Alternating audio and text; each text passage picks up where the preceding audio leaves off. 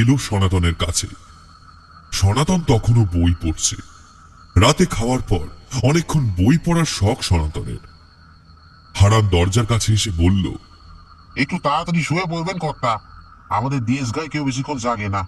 আর ওই দক্ষিণের ঘর থেকে আরো একবার সাবধান মানি বলতে বলতেও থেমে গেল হারান। সনাতন ঠোঁটের কোণে হালকা হাসি এনে বলল, ঠিক আছে, চিন্তা করো না। তুমি গেলে আমি দরজা বন্ধ করে শুয়ে পড়বো। আর দক্ষিণের ঘর থেকে কোনো আওয়াজ এলে ওই দিকে একদম যাব না। সনাতনের কথায় যেন একটা বিরাট আশ্বাস পেল হারান। নিশ্চিন্ত হয়ে সে দরজাটা ভেজিয়ে দিয়ে চলে গেল। তার তো আবার বাড়িতে স্ত্রী আছে, যতই হোক না কেন তার তো আবার সাউন্ড লাগবে। সনাতনের কথা রেখে হারান যেতেই সদর দরজা বন্ধ করে এসে নিজের ঘরের আলো নিভিয়ে শুয়ে পড়ল।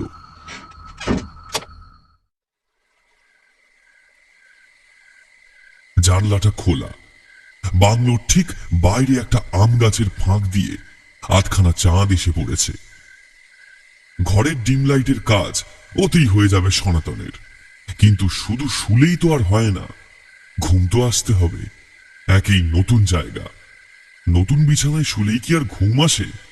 আর তার উপর মানুষের সেই আদ্যিকালের দোষ। যে গাছের ফল খাওয়া বারণ, কেন জানি না বাগানের সব গাছ ছেড়ে শুধু সে গাছের ফলই আকর্ষণ করে। কি আছে ওই দক্ষিণের ঘরে? ওই ঘরের কথা বলতেই হারানের মুখখানা ওরম হয়ে গিয়েছিল কেন?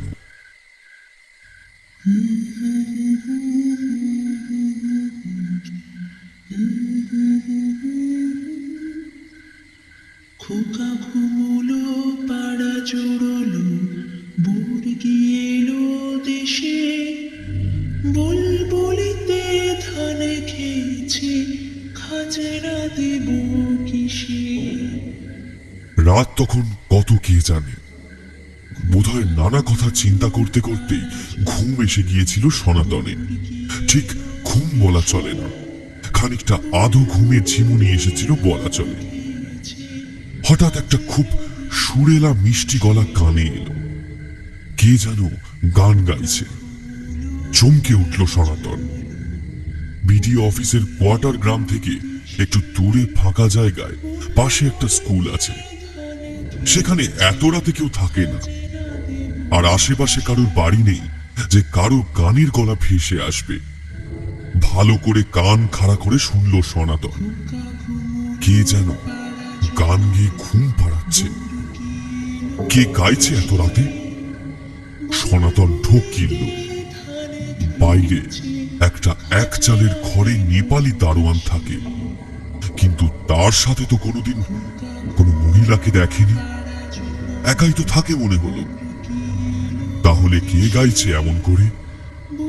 রাতের নিস্তব্ধতা ভেদ করে সেই সুরেলা গলার গান যেন বুকের মধ্যে ছুরির মতো বিঁধছে। একই সুরে এক নাগারে গান চলছে। আর একভাবে বসে থাকতে পারল না সনাতন। আস্তে আস্তে উঠে দাঁড়ালো। ঘরের বাইরে আসতেই গানের গলাটা যেন আরো জোরে শোনা যেতে লাগলো। স্পষ্ট বোঝা যাচ্ছে গলাটা আসছে ওই দক্ষিণের ঘর থেকে। বাবু, রাত বিরেতে ওই দক্ষিণের ঘরখানা থেকে কোনো আওয়াজ টাওয়াজ এলে পরে যাবেননি জানো। হারানের আত্মবাক্যটা মনে পড়ল। কিন্তু পড়লে কি হবে? পাটা যেন আপনা থেকেই ওই ঘরের দিকে চলেছে। দরজাটা বাইরে থেকে বন্ধ, অথচ গানটা আসছে দরজার ভেতর থেকে। কিন্তু কি যে হলো, যেন একটা দমকা হাওয়া এসে দরজাটা খুলে দিল। আর খুলে যেতেই চমকে উঠল সনাতন।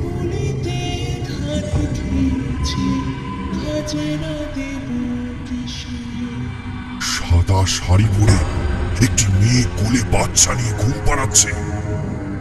সনাতন কিছু একটা জিজ্ঞাসা করতে চাইল, কিন্তু তার জিভ যেন অবশ হয়ে গেছে। গলা দিয়ে কোনো স্বর বেরোচ্ছে না। মেয়েটা যেন বুঝতে পেরেছে সনাতনের উপস্থিতি। একবার আস্তে করে ঘাড় ঘোরালো সে। সনাতন এবার শিউরে উঠল। মেয়েটার মুখ একেবারে পুড়ে গেছে, চোখের মণি দুটো অদ্ভুত ভাবে জল করছে, যেন এক্ষুনি সেখান থেকে আগুন ঠিকরে বের হবে। সনাতনকে দেখেই মেয়েটা হিহি করে হেসে উঠল, একটা অদ্ভুত গা শিউড়ে দেওয়া হাসি।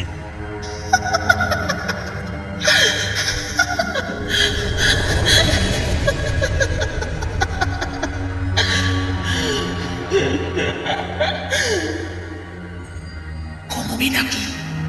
আয় আয়, তোকে ঘুম পাড়িয়ে দিচ্ছি। ঘুমিয়ে পড়লে টেরও পাবি না। আগুনে পড়লে শরীরটা কেমন করে জ্বলে। আয় আয়, তোকে ঘুম পাড়িয়ে দি। চমকে উঠল সনাতন। এখনো বোধহয় মাথাটা কাজ করা একেবারে বন্ধ করে দেয়নি। দৌড়ে পালাতে চাইল সনাতন, কিন্তু পিছন থেকে আবার সেই অদ্ভুত সুরেলা গলায় গান শুরু হয়ে গেছে। খোকা ঘুমোলো পাড়া জোড়ালো ভোর আস্তে আস্তে অবশ হয়ে যাচ্ছে সনাতন। মনে হচ্ছে যেন শরীরের সব অঙ্গ প্রত্যঙ্গ কাজ করা বন্ধ করে দিয়েছে। ধপ করে পড়ে গেল সনাতন।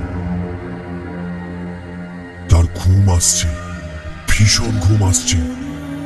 চোখ দুটো আর শত চেষ্টা করেও খুলে রাখা সম্ভব হলো না। একটা পোড়া পোড়া গন্ধ নাকে আসছে সনাতন। সারা শরীরে দাউ দাউ করে আগুন জ্বলছে, কিন্তু কিন্তু কি অসম্ভব ভালো লাগছে। এত আরামের ঘুম যেন কোনোদিন সে ঘুমায়নি। সনাতন তার হাত পা আরামে ছড়িয়ে দিল দুপাশে। একটু একটু করে পুড়ে যাচ্ছে তার গোটা শরীরটা, আর আলতো করে কানে ভেসে আসছে একটা হাড় হিম করা হাসির আওয়াজ, আর তার সাথে সেই ঘুম পাড়ানি গান। দেশে বুলবুলিতে ধান খেয়েছে, খাজনা দেব কিসে।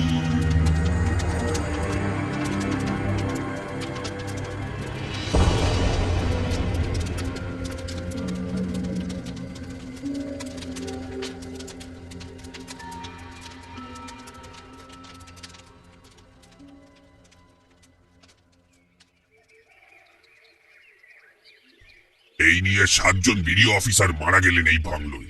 ব্যাপারটা আর চেপে রাখা যাচ্ছে না, সরকারি মহলে তোলপাড় হয়ে যাচ্ছে। আরে মশাই, তারা সব সরকারের লোক, বড় বড় আমলা। নেতাদের চেয়েও এদের নাম অনেক বেশি। বারবার সিলিন্ডার ফেটে গেছে, সিগারেটের আগুন পর্দায় লেগে চলে গেছে, এসব বলে কি আর চালানো যায়? আর এবার সোজা লালবাজার থেকে লোক আসবে এই ব্যাপারে তদন্ত করতে। এই এসে পড়লো বলে মুখে কুলু পেটে দাঁড়িয়ে না থেকে এই বেলা আসল কথাখানা বলে ফেলো দেখি, নইলে লালবাজারের বড় অফিসার এলে পালাবার কিন্তু পথ পাবে না। আগে পেদাবে, তারপর প্রশ্ন জিজ্ঞাসা করবে, পেছনে রুল ঢোকাবে, আর মুখ দিয়ে সব ভরভর করে বের করে দেবে। এ কিন্তু নবগ্রামের বড় বাবু নয়। দীননাথ বাবু আর হারান দুজনেই চুপ করে রইল, মুখে কোনো কথাটি নেই। বড়বাবু সেদিকে তাকিয়ে মুখ বেঁকিয়ে বললেন, ও তাহলে ভালো কথায় চিড়ে ভিজবে না। তা ভালো ভালো, আজই আসছেন শহর থেকে ইন্সপেক্টর দত্ত, একেবারে সপরিবার এসে থাকবেন এই বাংলোয়। দীননাথ বাবু ঢোক গিললেন। সপরিবারে এসে থাকবে? ইয়ে, উনি তদন্ত করতে আসবেন স্ত্রীকে নিয়ে? হ্যাঁ, তার কারণ ওর স্ত্রী ওর সহকারী, ওরা দুজনেই একসাথে এই কেসের তদন্ত করবেন। হারান সেই শুনে একটা দীর্ঘশ্বাস ছেড়ে বলল, যাক, তাইলে লোকটার পরানটা বাইসলেও বাইসতে পারে। অত্যন্ত ক্ষীণ স্বরে কথাগুলো বললেও হারানের কথাগুলো কানে গিয়েছিল বড়বাবুর। তিনি তাড়াতাড়ি ভ্রু কুঁচকে বললেন, হ্যাঁ, কি বললে? হারানের মনে হলো ঠাস করে নিজের গালেই একটা চড় কষায়। কোনো কিছুই তার পেটে থাকে না। তাড়াতাড়ি পুরো ব্যাপারটা ম্যানেজ করে বলল, না না, ও কিছু না। আসলে এখানে যারা এসেছিলেন তারা সব একা একা এসেছিলেন কি না, এই পেট তোমার কেউ ধোকা আসছেন। তাতে তোমার কোন পুণ্যি হবে বাবা? বড়বাবু চোখ ছানা মরার মতো করে বললেন। দীননাথ বাবু কড়া চোখে হারানের দিকে তাকিয়ে বড়বাবুকে বললেন, ওর কথা বাদ দিন তো বড়বাবু, কি বলতে কি বলে কোনো ঠিক নেই। তা কখন আসছেন বড় স্যার? ওই তো আর ঘন্টা খানেকের মধ্যেই এসে যাবেন, স্টেশনে লোক চলে গেছে। সনাতনের পুড়ে কালো হয়ে যাওয়া দেহটা আগেই পোস্টমর্টেমের জন্য নিয়ে যাওয়া হয়েছে। আরো এদিক ওদিক যা প্রমাণ সংগ্রহের ব্যাপার ছিল সেসব গুছিয়ে নিয়ে বড়বাবু চলে গেলেন। দীননাথ বাবু এবার হারানের গেঞ্জির ডগা ধরে টান দিয়ে বললেন, এই হতচ্ছাড়া, তোর পেটে একটাও কথা থাকে না রে, খালি ফরফর ফরফর করতেই থাকিস। লালবাজারের লোকটা এলে একদম মুখ টিপে বসে থাকবি বলে দিলাম। হারান খানিকক্ষণ দূরের বট গাছটার দিকে একটা উদাস দৃষ্টি নিয়ে তাকিয়ে রইল। তার গেঞ্জির ডগাটা তখনও দীননাথ বাবুর হাতেই ধরা আছে। সেই অবস্থাতেই হারান দীননাথ বাবুর দিকে চেয়ে বলল, বারবার এখানে ভালো মানুষের ছেলে গুলানলে আইনা মাইরা ফেলেন কেন বলেন তো? সরকারের লোকজন কেউ জানেন না, আপনি তো জানেন এই জায়গাটা ভালো না। লক্ষ্মীর অভিশাপ আছে এখানে, লক্ষ্মীর অভিশাপ। এখানে যাইবো তারই ওই বেটি মাইরা ফেলবে। তাহলে আনেন কেন কম দেখি? এই নবগ্রাম সরকারি বাংলো বানাইবার লাগে আপনারা জায়গা পান নাই? কি করব বলতো, ওদের কি কম বলেছি? কিন্তু এসব কথা ওরা কেউ কানে তুলবে না। এতগুলো লোক আগুনে পুড়ে ঝলসে গেল, তা ওরা কেউ কোনো কথাই কানে তুলে না, বলে এসব নাকি আজগুবি কথা। দীননাথ বাবু হারানের দৃষ্টি লক্ষ্য করে তাকালো সেই দূরের বট গাছটার দিকে। তারপর একটা দীর্ঘশ্বাস ছেড়ে বললেন, আচ্ছা আর বাদ দে, আমাদের আর এত কিছু ভেবে লাভ কি? আমরা সব আদার ব্যাপারী জাহাজের খবর নিয়ে কি করব? লক্ষ্মীর কথা ওদের বলে কোনো লাভ নেই, ওরা কেউ বিশ্বাস করবে না। তার চেয়ে শোন, ওই আগের অফিসার যেখানে পড়েছিল ওই জায়গায় পুলিশ দাগ টেনে গেছে, তুই ওই জায়গাটুকু বাদ দিয়ে বাকিটা জাগে পরিষ্কার করে নেগে যা, লালবাজারের লোক আসবে। হারানের চোখটা একটু ভিজে ভিজে এসেছিল। হাতের কোনা দিয়ে একটু রোগড়ে নিয়ে ঝাঁটা বালতি হাতে সে ঘর পরিষ্কার করতে লেগে গেল।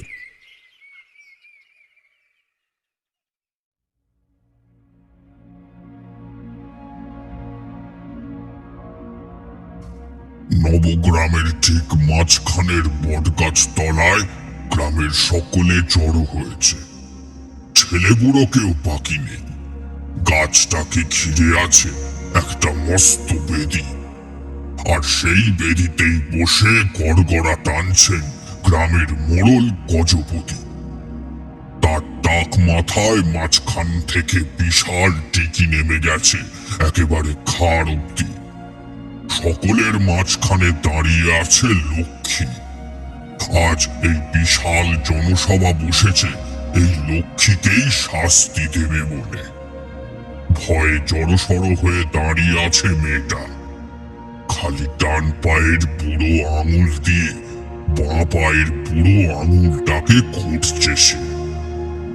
এটা অবশ্য খানিকটা ভয়, আর খানিকটা খালি পায়ে রোদের তাপ সহ্য করতে না পেরে। গ্রামের একেবারে শেষ প্রান্তে একটা ছোট্ট কুঁড়ে ঘরে এই দুদিন আগে অব্দিও বেশ নিশ্চিন্তে ছিল মেয়েটা। ঘরটা ছোট হলেও ঘরের চারধার ঘেঁষে বেশ খানিকটা জমি আছে। সেখানে নিজের ইচ্ছে মতো গাছ লাগিয়ে বেশ ভালোই ফসল ফলায় সে। কলাটা মূলোটা নিজের জমিতেই হয়ে যায়, কিনতে হয় না।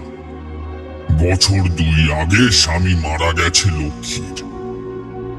একার সংসার হেসে খেলে না হলেও কোনো মতে চলে যাচ্ছিল, কিন্তু তাল কাটলো একটা আকস্মিক ঘটনায়। এই গত পরশু লক্ষ্মীর ঘুম ভাঙলো একটা ছোট্ট বাচ্চার কান্নার আওয়াজে। প্রথমটায় বিশ্বাস হয়নি, ভেবেছে ভুল শুনেছে বোধহয়। আসলে এইভাবে বাচ্চার কান্নার আওয়াজে ঘুম ভাঙবে এমন স্বপ্ন তো সব মেয়েরাই দেখে। লক্ষ্মীও দেখতো এককালে, কিন্তু সে স্বপ্ন পূর্ণ হওয়ার আগেই তো লক্ষ্মীর পর চলে গেল চিরকালের জন্য। কিন্তু এত সকালে বাচ্চার কান্নার আওয়াজ এলো কোথা থেকে? দরজা খুলে বাইরে এসে লক্ষ্মী দেখে একটা কয়েকদিনের ছোট্ট বাচ্চাকে লাল কাপড়ে মুড়ে কে যেন তার দরজার সামনে ফেলে রেখে গেছে। এ আবার কি অলক্ষণে কাণ্ড রে বাবা! লক্ষ্মী বাচ্চাটাকে কোলে করে দৌড়ে গেল, কিন্তু এদিক ওদিক কোথাও কাউকে দেখা গেল না। এদিকে খিদের জ্বালায় বাচ্চাটা চিৎকার শুরু করে দিয়েছে। লক্ষ্মীর বুকের মধ্যে জমে বরফ হয়ে থাকা মাতৃপ্রেম বাচ্চাটার কান্না শুনে উথালি পাথালি শুরু করে দিয়েছে। অনেক দিনের একটা কষ্ট দলা পাকিয়ে গলার কাছে চলে এসেছে। চিৎকার করতে কষ্ট হচ্ছে, তবে সেই অবস্থাতেও বাচ্চাটাকে বুকে চেপে লক্ষ্মী বেশ কিছু দূর ছুটে গেল। এ কি? বুঝি না বাবা, কেমন মায়েরা কোলের ছেলেটাকে এমন করে মাটিতে ফেলে আসতে পারে নাকি কেউ? বলছি, কেউ আছো? কেউ আছো? এটা কার ছেলে? শুনছো কেউ? কোনো উত্তর এলো না। আসবেই বা কোথা থেকে? লক্ষ্মীর বাড়িটা নবগ্রামের একেবারে শেষ প্রান্তে। ওদিকে বড় একটা লোকজনের যাতায়াত নেই, তাই কাউকেই পাওয়া গেল না। এদিকে ছেলেটার কান্না যেন আর বন্ধই হতে চাইছে না। মনে হচ্ছে যেন কাল রাত থেকে কিছু পেটে পড়ে। লক্ষ্মীর মাথায় আর কিছু এলো না। ছেলেটাকে বুকে জড়িয়ে নিয়ে নিজের বাড়িতেই সে ফিরে এলো। একটু দুধ পেটে পড়তেই যেন শান্তি। কান্নাটা থেমে গেল এক নিমেষে। লক্ষ্মীর নিজের মনটাও শান্ত হলো। ভাবলো, যাক, যা হয়েছে ভালোই হয়েছে। একার জীবনে বাঁচার জন্য একটা সঙ্গী তো পাওয়া গেল। হয়তো ভগবানই উপর থেকে ছেলেটাকে পাঠিয়ে দিয়েছেন লক্ষ্মীর জন্য, কিংবা লক্ষ্মীর মরে যাওয়া পর হয়তো তার কষ্ট দেখতে না পেরে নিজেই অন্য রূপে ফিরে এসেছে। যাকে যা হয়েছে বেশ হয়েছে। বাচ্চাটা লক্ষ্মীর সাথেই সে থাকবে। কিন্তু তা বললে কি করে চলে? এই সমাজে তুমি নিজের মতো করে চলতে পারলে সমাজের মাথারা আছে কি জন্য? তাদেরকে না জানিয়ে, তাদের অনুমতি না নিয়েই তুমি একা একটা বিধবা মেয়ে ছেলে কোত্থেকে কে জানে কার একটা বাচ্চা নিয়ে দিব্যি সমাজের মধ্যে বেঁচে মরতে থাকবে। এটা কি করে চলতে পারে? লক্ষ্মীর বাড়িটা গ্রামের একেবারে শেষ প্রান্তে, আর লোকালয়ের থেকে একটু দূরে বলে হয়তো প্রথম দিনে নজর পড়েনি কারো। কিন্তু দূর বলে তো আর গ্রামের বাইরে নয়। আসতে যেতে কারোর নজরে তো এসেছে ব্যাপারটা। তাছাড়া বাচ্চার কান্নার আওয়াজ সে তো আর চেপে রাখা যায় না। অমনি দেখতে দেখতে সারা নবগ্রামে একেবারে ডিজি পড়ে গেল। এসব কি অনাসৃষ্টি ব্যাপার! বিধবা মেয়ে ছেলের বাড়িতে আবার বাচ্চা কোত্থেকে এলো? আজকের সভাখানা অবশ্য সেই নিয়েই। এর একটা বিচার তো হওয়া দরকার। অবশ্য বিচার যা করার, রায় যা নেওয়ার তা মোড়ল গজপতি আগেই নিয়েছে। শুধু রায়টা সবার সামনে শোনানো যা বাকি। তিনি করগড়া টানতে টানতেই বললেন, শোনো গো মেয়ে, তোমাকে তো আর এই সমাজে রাখা চলে না। তুমি বিধবা, তোমার কোলে বাচ্চা এলো কোত্থেকে? এত বড় পাপ তো আর সমাজ মেনে নেবে না। আমি কিচ্ছু করিনি ঠাকুর, এ বাচ্চা আমার নয়। রাতের বেলায় কেউ ফেলে রেখে গিয়েছিল আমার দরজার সামনে। ও কথা বললেই তো আর চলে না। তোমার তো সেই দিন আমাদের জানানো উচিত ছিল। তা না করে ওই বাচ্চাটাকে তুমি পুষছো। তাহলে তো ধরেই নিতে হয় ও তোমার ছেলে। কেমন কথা ঠাকুর? বাচ্চা বুঝি এমনি এমনি হয়? আমি তো প্রত্যেক শনিবার হাটে যাই সবজি নিয়ে। দেখেননি আমায় আপনারা? তবে কি করে বলছেন যে ও আমার ছেলে? গজপতি বোধহয় থমকালেন একবার এ কথা শুনে, কিন্তু ওই একবারই। তারপরেই আবার গড়গড়ায় টান দিয়ে বললেন, দূর হতো আর কি দেখেছি নাকি, খেয়াল নেই। তোমার ঘর থেকে যখন বাচ্চা পাওয়া গেছে তখন ওই ছেলে তোমারই। আর যদি তা না হয় তবে আজই ওই ছেলেকে ভাঙর নদীতে ভাসিয়ে দিই চলো। ও কি কথা ঠাকুর? ও হয়তো আমার ছেলে নয়, কিন্তু ভগবান তোকে আমার কাছেই পাঠিয়েছে। আমি ওকে মেরে ফেলতে পারবো না। আমার প্রাণ দিয়ে হলেও আমি ওকে রক্ষা করব। গজপতি এবার হাসতে হাসতে বললেন, দেখলে তো, দেখলে তো সকলে, বললাম না ওই ছেলে ওই মেয়েরই। তোমাকে আর এ সমাজে রাখা চলে না। আজ থেকে তুমি এক ঘরে, তোমার ধূপানাপিত বন্ধ। গজপতি রায় দিতেই আসেন বটতলায়, বিচার করতে না। তাই রায় শুনিয়েই সে চলে গেলেন। তাতে অবশ্য লক্ষ্মীর খুব একটা যায় এলো। ধোপা নাপিত লক্ষ্মীর লাগে না। রোজকার জীবনে বেঁচে থাকতে গেলে কাজকর্ম একটু করতে হয়, আর সে করত। জমিতে সবজি ফলিয়ে বাজারে বেচত। এখন এক ঘরে হয়ে সে পর্ব মিটেছে। এখন নিজের সবজি নিজেই খায়। নুন ছাড়া সবই জুটে যায় জমি থেকে। তা নুন যেটুকু ছিল সেইটুকু দিয়েই সে চালাচ্ছে। তাই বলে তো আর ভগবানের দান ওই বাচ্চাটাকে ফেলে দেওয়া যায় না। দিন যত যায় গজপতি মনে মনে গজগজ করতে থাকেন। বাচ্চাটা যে লক্ষ্মীর নয় সেটা তো তার থেকে ভালো আর কেউ জানে না। তিনি যে নিজেই গদাই বাগদির ঘর থেকে বাচ্চাটাকে তুলে এনেছিলেন। ওদের ঘরে রোজই একটা না একটা জন্মাচ্ছে। গজপতি চাইলে গদাই নিজেই দুটো চারটে এনে হাজির করতে পারে। ঠাকুরের সেবায় লাগবে, এ যে পুণ্যের কাজ। বাচ্চাটাকে এনে লক্ষ্মীর ঘরের সামনে ফেলার একটাই তার উদ্দেশ্য ছিল। মেয়েটা এক ঘরে হওয়ার ভয়ে নিচে এসে সমর্পণ করবে গজপতির পায়। আর গজপতি তখন নিশ্চিন্তে দখল করে নেবে লক্ষ্মীর জমি জায়গা সব কিছু। এটাই তো চায় সে। একটা বিধবা মেয়ে এতটা জমি জায়গা নিয়ে দিব্যি থেকে যাবে নবগ্রামে।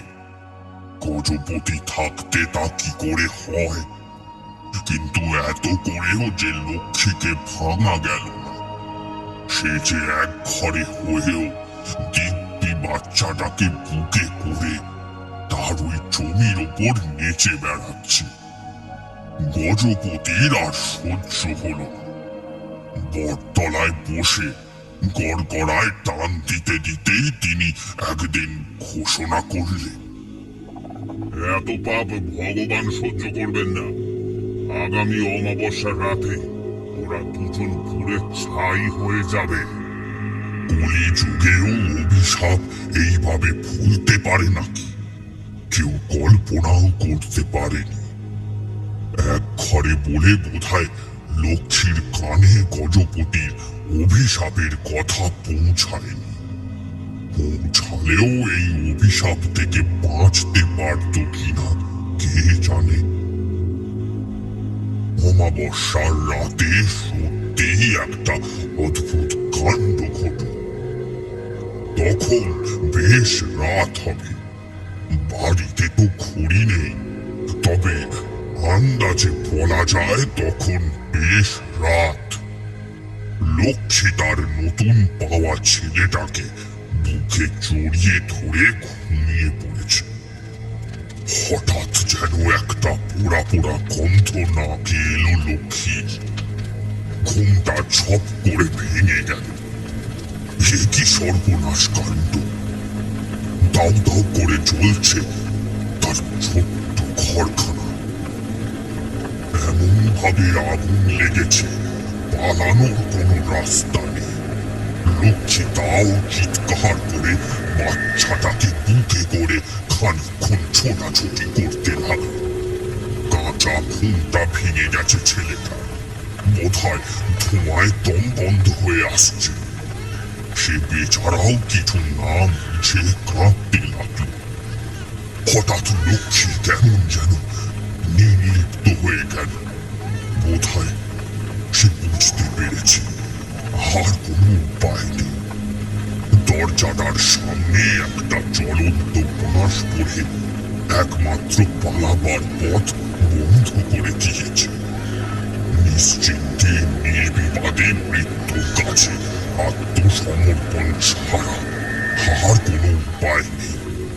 কিন্তু তার চিন্তা যে বাচ্চাটাকে নিয়ে। এত আগুনের তাপ ওইটুকু বাচ্চা সহ্য করবে কি করে? একটাই উপায়, ঘুমিয়ে পড়ুক। হয়তো ঘুমের মধ্যে পুড়ে গেলে টের পাবে না। লক্ষ্মী বাচ্চাটাকে বুকের মধ্যে চেপে ধরে ঘুম পাড়াতে লাগলো। খোকা ঘুমোলো, পাড়া ঝোড়লো, ভোর গেলো দেশে, বুলবুলিতে ধান খেয়েছে, খাজনা দেব কিসে? চারদিকে দাউ দাউ করে আগুন জ্বলছে। একটু একটু করে ছাঁচটা আগুন সমেত ঝুলে ঝুলে পড়ে যাচ্ছে। ছিটকে ছিটকে আগুনের ফুলকি ছুটে আসছে। তার মধ্যেই লক্ষ্মী সুর করে গান গাইছে। ধোঁয়ায় দম বন্ধ হয়ে আসছে, তার মধ্যেই গান গাইছে লক্ষ্মী। পুরে শেষ হয়ে যাওয়ার আগে অব্দি যেন একটা মন কেমন করা সুর ভেসে আসছিল সেদিন।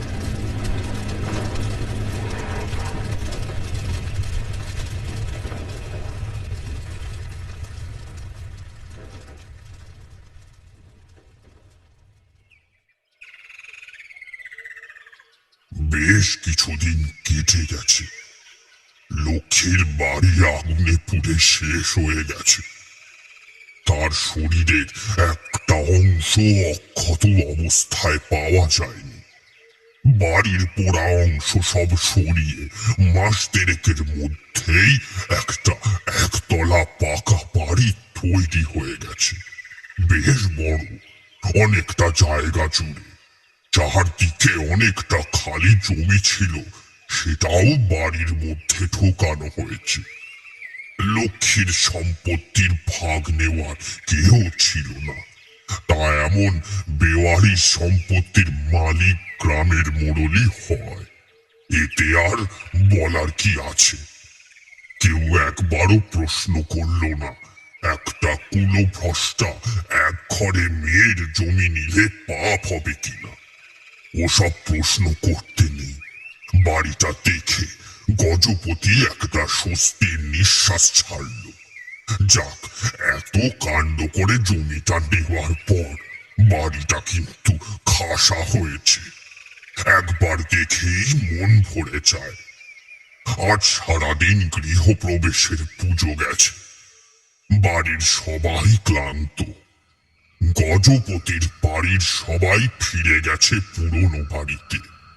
কিন্তু নতুন বাড়িতে কাউকে তো থাকতেই হবে। কে আবার থাকবে? গজপতি নিজেই থাকবে। কম দিনের লোভ তো আর নেই এই জমির উপর। রাত হয়েছে। নানা কথা চিন্তা করতে করতে ঘুমিয়ে পড়েছিল গজপতি। হঠাৎ ঘুম ভেঙে গেল। খোকা ঘুমোলো, পাড়া জুড়লো, ভোর গেলো দেশে। যেন গান গাইছে, সুর করে গান গাইছে। এমন একটা মন কেমন করা সুর, যেন ইচ্ছে থাকলেও শুয়ে থাকা যায় না। গজপতি উঠে পড়লে সুরটা আসছে দক্ষিণের ঘর থেকে। ঠিক ওই জায়গাতেই এক সময় লক্ষ্মীর কুঁড়ে ঘরটা ছিল। গজপতি উঠে গিয়ে দেখলেন ঠিক ওই জায়গাতেই বসে বাচ্চাটাকে ঘুম পাড়াতে পাড়াতে পুড়ে মরেছিল লক্ষ্মী। আজও সাদা শাড়ি পরে কেউ যেন বসে একটা বাচ্চাকে ঘুম পাড়াচ্ছে।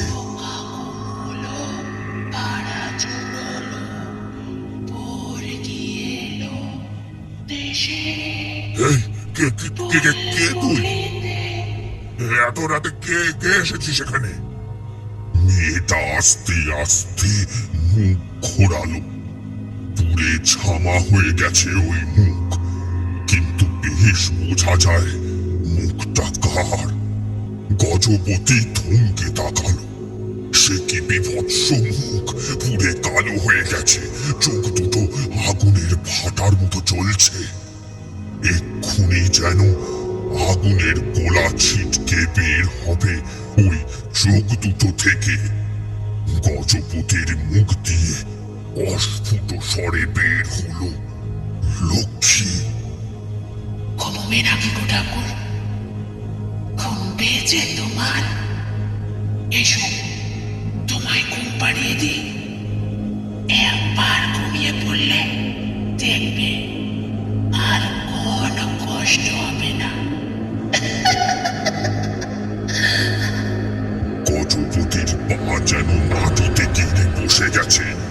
ইচ্ছে থাকলেও উঠে পালাতে পারছে না। কোনো মতে হ্যাচর ব্যাচর করে পালাতে গিয়ে মুখে পড়ে গেল গজপতি। ওদিকে লক্ষ্মীর সেই পুড়ে যাওয়া কালো মূর্তিটা একটু একটু করে এগিয়ে আসছে। গজপতি ভয় চিৎকার করে উঠল। সেই চিৎকার শুনে খিলখিল করে হেসে উঠল লক্ষ্মী। ওরে বাবা গো! ভয় পেয়েছো নাকি ঠাকুর? কোনো ভয় নেই, আমি তো তোমায় ঘুম পাড়িয়ে দেব। পড়ে গেলে তুমি কিচ্ছু বুঝতে পারবে না। ঘুমিয়ে গেলে তো আর কোনো কষ্ট হবে না। এসো, তোমায় ঘুম পাড়াই। গজপতি ছটফট করতে লাগল, কিন্তু কিছুতেই ওই জায়গা ছেড়ে নড়তে পারল না। লক্ষ্মী আবার তার সুরেলা গলায় গান ধরল। খোকা ঘুম হলো, পাড়া জুড়লো। গজপতির মনে হলো তার সারা শরীর অবশ হয়ে যাচ্ছে। দাউ দাউ করে আগুন জ্বলছে। আস্তে আস্তে পুড়ে যাচ্ছে গোটা শরীরটা। ভোর দিয়ে এলো দেশে, বুলবুলিতে ধান কেটে খাজনা দেব কিসে।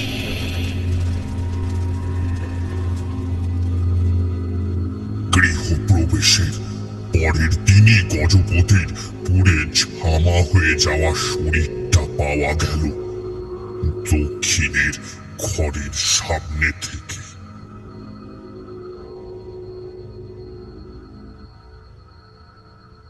শুনলেন তো মা ঠাউরন, এই হইল গিয়া আমাদের লক্ষ্মীর গল্প। এইসব ঘটনা বহু বছর আগে ঘটিছে। লক্ষ্মী পুড়ে মরে গেছে, গজপতিও শেষ হয়ে গেছে, কিন্তু ওই লক্ষ্মীর অভিশাপ আজও আছে। ওই দক্ষিণের ঘরের আশেপাশে কেউ থাকতে পারে না গো মা ঠাউরন, কেউ থাকতে পারি না। যারা থাকে সবাই পুড়ে ছাই হয়ে যায়। লক্ষ্মী আগে ঘুম পাড়ায়, তারপর পুড়িয়ে মারে। সংবিতার সপ্তদীপা আজই বিকেল নাগাদ এসেছে 7 জন বিডিও অফিসার পরপর পুড়ে যাওয়ার ঘটনার তদন্ত করতে। সম্বিত চারিদিকটা খুঁটিয়ে দেখে বাঁ দিকের বড় ঘরটায় বসে ল্যাপটপে রিপোর্ট লিখছিল। তার মধ্যেই কথা হচ্ছিল সপ্তদীপার সাথে হারানের। গ্রাম বাংলার এসব কথা শহুরে লোকেরা কেউ বিশ্বাস করতে চায় না বলে হারানও এসব কথা কাউকে বলে না। তবে প্রথমবার একজন মা ঠাউরনকে পেয়েছে সে, যে পুরো ঘটনাটা মন দিয়ে শুনেছে। এতদিনে যেন বুকের ভারটা হালকা হলো হারানের। সপ্তদীপার কোলের কাছে পুপাই খেলা করে বেড়াচ্ছে। ছেলেটার বয়স ওই লক্ষ্মীর ছেলের মতোই হবে। এরকম একটা পরিবার দেখে হারানের কেন জানি না ধারণা হয়েছে লক্ষ্মী এদের কোনো ক্ষতি করবে না। তবে প্রত্যেকবার সে যেমন সকলকে সাবধান করে দেয় তেমন করেই সাবধান করে দিল। মাটাউরন, আপনারা আজ রাতেই বাড়িতে আছেন তো? একটু সাবধানে থাকবেন। দক্ষিণে ঘর থেকে কোনো আওয়াজ এলে সাহেব যেন না যান। হ্যাঁ, আপনিও যাইবেন না মা। লক্ষ্মীকে ওর মতো থাকতে দিয়েন। সপ্তদীপা হারানের কথার কোনো উত্তরই দিল না। ঠিক বোঝা গেল না এসব কথা সে কি বিশ্বাস করলো নাকি করলো না।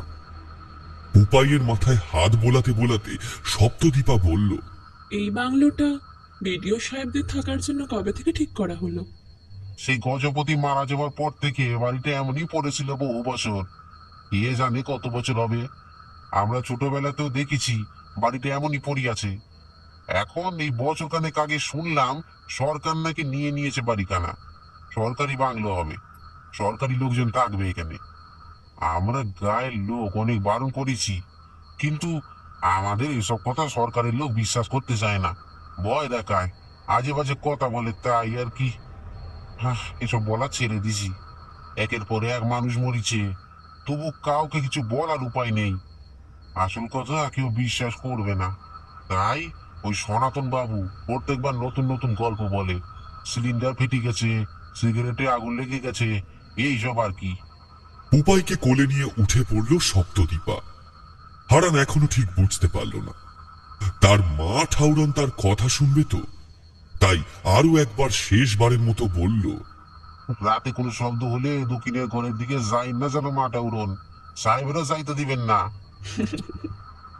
সপ্তদীপা একটু হালকা করে হাসল। এখনো তার হাসির অর্থ বোঝা গেল না।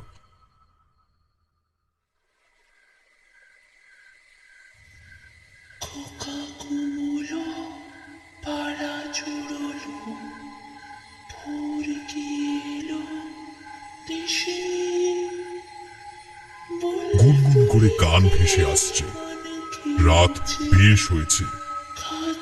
উপায়কে ঘুম পাড়াতে পাড়াতে সপ্তদীপা ঘুমিয়ে পড়েছিল। হঠাৎ গানটা শুনে সে চমকে উঠে বসল।